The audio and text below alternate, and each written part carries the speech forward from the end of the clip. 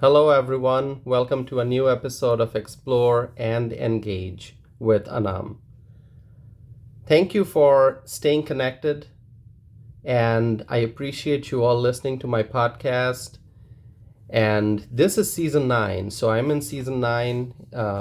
This year, I started season 9 of my podcast, and it's been an exciting journey so far. And I'm so happy to be able to continue podcasting and my podcast focuses on social and political issues, both domestic and international. So, thanks again for all your support and encouragement. And let's jump right into today's episode.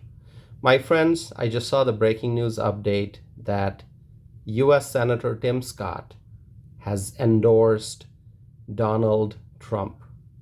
This is a major development, and it is an exciting endorsement for Trump. And let me just point something out, something that's very important. South Carolina is an important state during the primary season. And we already know that US Senator Lindsey Graham from South Carolina has endorsed Donald Trump. And now, South Carolina, another US Senator from South Carolina, Tim Scott, has endorsed Donald Trump. So both US Senators from the state of South Carolina endorsed Donald Trump. Now, this is bad news for the Nikki Haley campaign because presidential candidate Nikki Haley used to be the governor of South Carolina, and she also served as the US ambassador to the United Nations. And so she's obviously a very prominent political figure, and she's running for president. And the reason why these endorsements are bad news for Nikki Haley is because Nikki Haley is from South Carolina. And so when there's a presidential candidate from South Carolina, that's Nikki Haley, who's running, if both the US senators from the same state endorse Donald Trump, then that kind of is not good news for Nikki Haley. And my friends, on my YouTube channel, I want to just point out, this is a podcast episode that I'm doing. But on my YouTube channel, I have been doing live stream videos. I did 6 live stream videos on my YouTube channel. And so during those live streams, I have discussed the Iowa caucus, and I talked about how a massive victory that was for Trump, the Iowa caucus results. And then at the Iowa caucus, if you're following the news, then you know that Ron DeSantis ranked second and Nikki Haley ranked third. So it was not a good day for Nikki Haley, the Iowa caucus day, because she was not able to be number 1 and she was not able to be number 2. She ranked third. But we know that the New Hampshire primary is coming up, and that's very important. And then the South Carolina Republican presidential primary is coming up next month. So what I predicted is that Nikki Haley is probably going to keep campaigning, and she'll wait for the results of the South Carolina Republican presidential primary. And between now and then, a lot can happen. You know, it's the political world. A lot can change in a matter of a week. But with this development, with this breaking news update that Senator Tim Scott has endorsed Donald Trump, that is going to really, that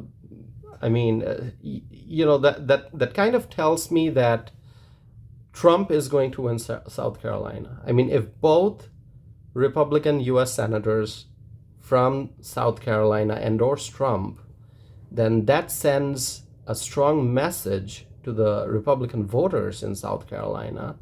And I think what's going to end up happening is that between now and the South Carolina primary, Trump's position is just going to get stronger and stronger every day. And so what does that mean for Nikki Haley? If Nikki Haley is not able to win in South Carolina, which is her home state, then I don't see how her campaign would continue. Because it's in politics, you have to win your own state. You have to win your home state in order to be successful in a presidential campaign. At least that's how I see it. If you disagree with me, let me know. And so this is definitely breaking news. And Tim Scott, he's a very prominent political figure in the GOP. He's a sitting U.S. senator, and also he ran for president. He ran for president in this cycle. So in the 2024 cycle, he ran for president.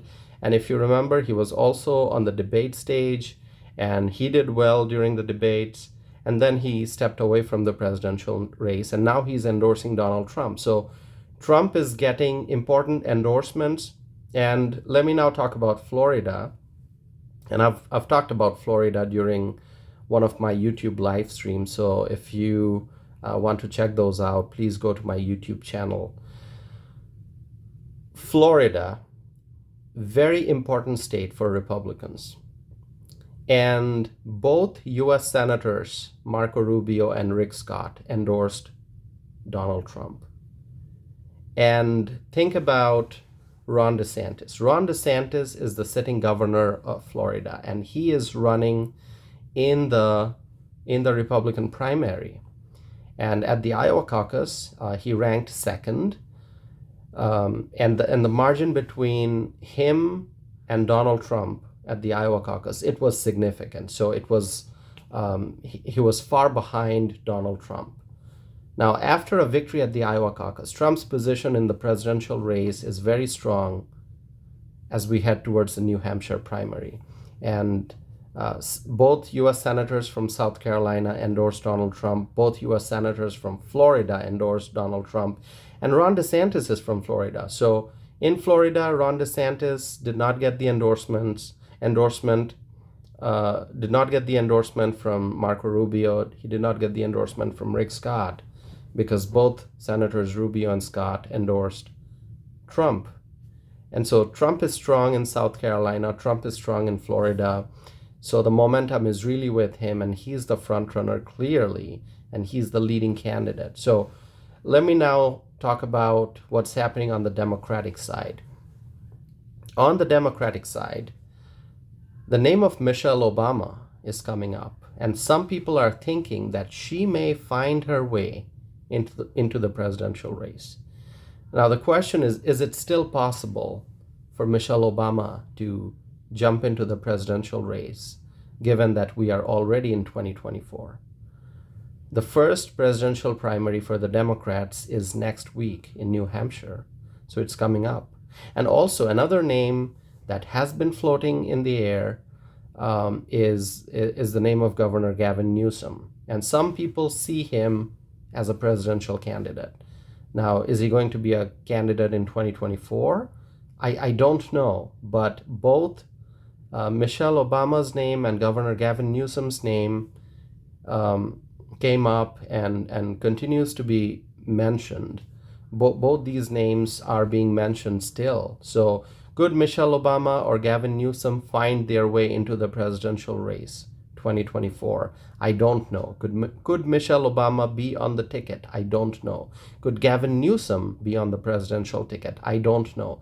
My friends, as I keep saying, the world of politics is unpredictable. Now, do you remember when Gavin Newsom went to Florida back in spring of last year? And then Newsom and Ron DeSantis had a debate not too long ago. They participated in a debate not too long ago, and it was an interesting debate. Somehow, Gavin Newsom is staying active while not being a presidential candidate this year. At least that's what we know as of now. Gavin Newsom did not announce that he's running for president. He has not declared his candidacy. And yet, some people believe that he may be a candidate in 2024, which is this year. Now, I have no predictions in this regard.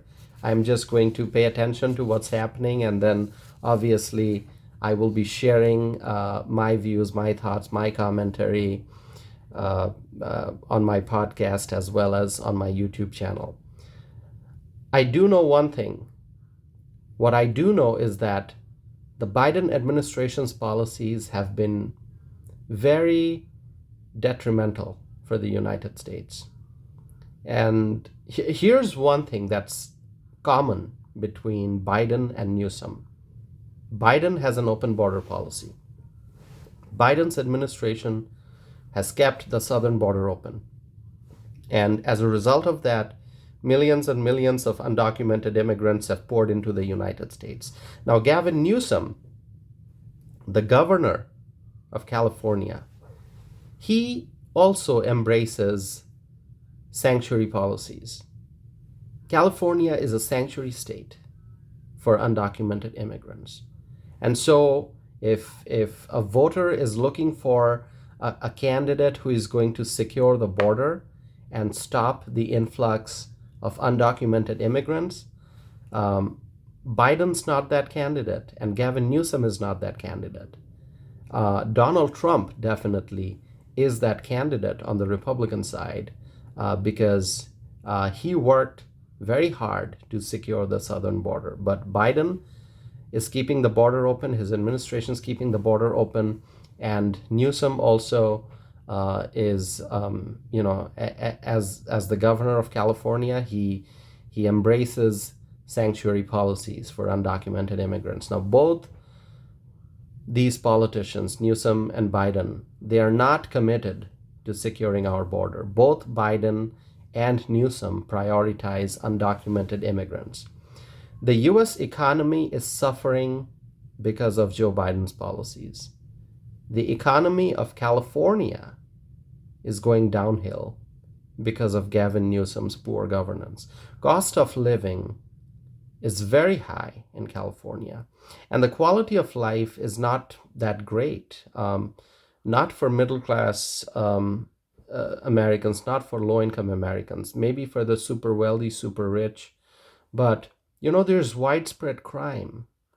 There's widespread crime, and there are many homeless Americans in California, and Gavin Newsom hasn't solved the homelessness problem. Now, what exactly is Gavin Newsom's accomplishments? I mean, what exactly did he accomplish as the governor of California? People are leaving the state of California. People are moving out of California and going to other states because living in California has become unaffordable for many Americans. Once again, if somebody is multimillionaire, billionaire, living in California is probably okay. But for a hardworking American citizen who is part of the American middle class, or an American citizen who is in the low income category, who is facing financial challenges, I mean, California is not an affordable place. Living in California is very expensive, and so that's why people are leaving that state. And in fact, in 2022, more than 817,000 people left California and went somewhere else in the US. Reportedly, most people are going to Texas after leaving California, and some other states that people are going to are Arizona, Florida, Washington, Nevada, and Oregon.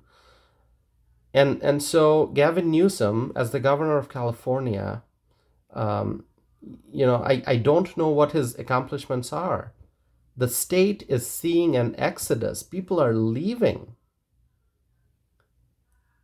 And California is not a good place for younger people. I mean, young professionals who are looking to buy a house probably won't find an affordable option in California unless they have a lot of money. Housing costs are very high. extremely expensive housing. And so hardworking young professionals are better off living somewhere else where they can afford homes. And I mentioned widespread crime. There's a lot of crime in California. And so it's probably not the best place to raise a family. But then again, people are drawn to California because of the beautiful weather. I mean, it is a beautiful state. There's no doubt about that. There are lovely beaches and other natural formations, you know. It is a wonderful, I mean, it's a beautiful state, beautiful nature. But the governance, I'm talking about governance, the state needs better leaders. The state needs strong, bold, and honest leaders who will prioritize American citizens, and they will work to create a climate in which hardworking Americans can thrive. California is the state with the highest number of homeless people. The top two states with the most homeless people are California and New York. And I talk a lot about New York because New York is facing unprecedented crisis. And the city of New York in particular, it's a sanctuary city. So I have discussed the issues that are affecting the people of New York on my YouTube channel. I've discussed a lot of issues pertaining to New York on my podcast, and I will continue to do that. So let's go back to the presidential race. What's going to happen in that race going forward? I don't know. As I've said, the political world is unpredictable.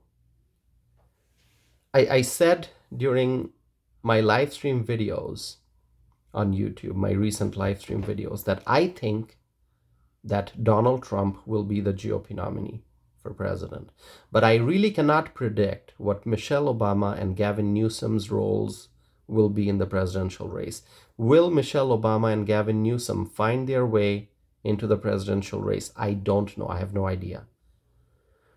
My friends, I was talking about young professionals a little earlier when I was talking about California and cost of living and whether it's an affordable place for young professionals to buy homes or not. One of the biggest challenges that young professionals face in this economy is buying a house. It's very difficult to buy a house, especially for young professionals. I've talked about homelessness. So housing is a big issue in this economy. Housing has become quite unaffordable for many. Mortgage rates have risen, houses have become more expensive, and rent has also increased significantly in many places across the country. So housing is a nationwide issue. And I just saw a report today that December home sales were 6.2% lower than in the same month a year ago. Also, full year home sales for 2023 is 4.09 million units, which is the lowest total since 1995. These are latest data. Also, reportedly, the median price for full year was $389,800, which is a record high. The real estate market is challenging for first-time home buyers. I think people understand that. For young professionals, first-time home buyers, okay, let me just say, did I get that number right? $389,800. That was the median price for full year. Record high. Just wanted to mention that number again. Anyway, so the real estate market is challenging, and when will the market improve? I don't know. If you are a real estate expert, please share with me your thoughts. And as I keep saying, everything is becoming more expensive.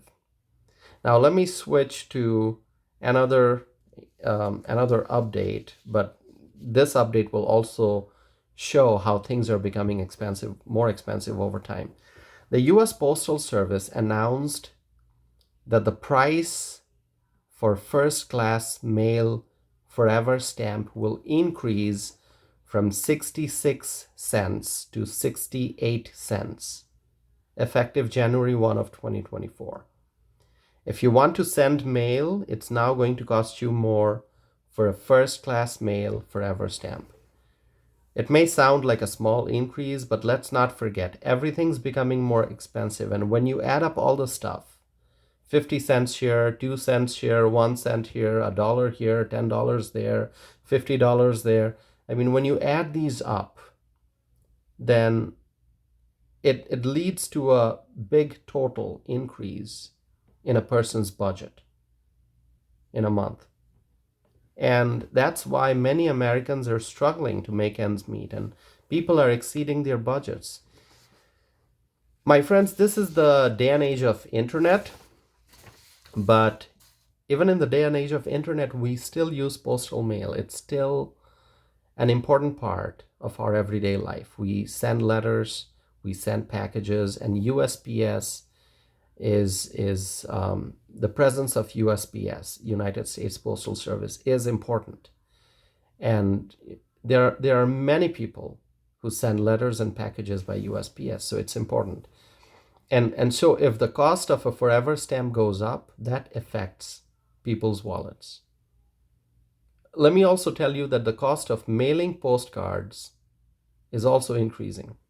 For domestic postcards, the price is rising from 51 cents to 53 cents. For international postcards, the price is rising from $1.50 to $1.55. The cost to mail international letters is also going up from $1.50 to $1.55. 1 cent after another, the government keeps taking more and more money from us. My friends, that's all I had for today's episode. As always, I encourage you to share your thoughts and comments with me. And if you have been listening to my podcast, if you have been reading my blog posts, if you have been reading my published opinions, if you have been watching my YouTube videos, then you know that I exercise my First Amendment right to free speech. And I am very vocal. I like to share my thoughts. I like to share my views and opinions with the world. And I encourage other people to do the same. And I always tell people that after listening to what I have to say, if you agree with me, let me know. If you disagree with me, if you disagree with my viewpoints, please let me know, because I want to hear your thoughts. I believe in sharing of knowledge. I believe in exchange of information. So do not hesitate to send me a message or to write a comment on my YouTube videos and to let me know what you think. And before I conclude this episode, I would like to mention my website, tosifanam.net. That's the website that you can visit, tosifanam.net. And once you're on my website, you can sign up for my e-newsletter. You can send me a message. You can check out my blog. You can check out my list of published opinions. And so far, more than 100 opinions that I have written have appeared in various publications, and so it's a huge milestone for me. 100 plus writings have been published, and so I will continue writing, and your words of encouragement really give me a lot of energy. So share with me your thoughts, my friends, and then I hope to be back again with a new episode of Explore and Engage with Anam. Thank you.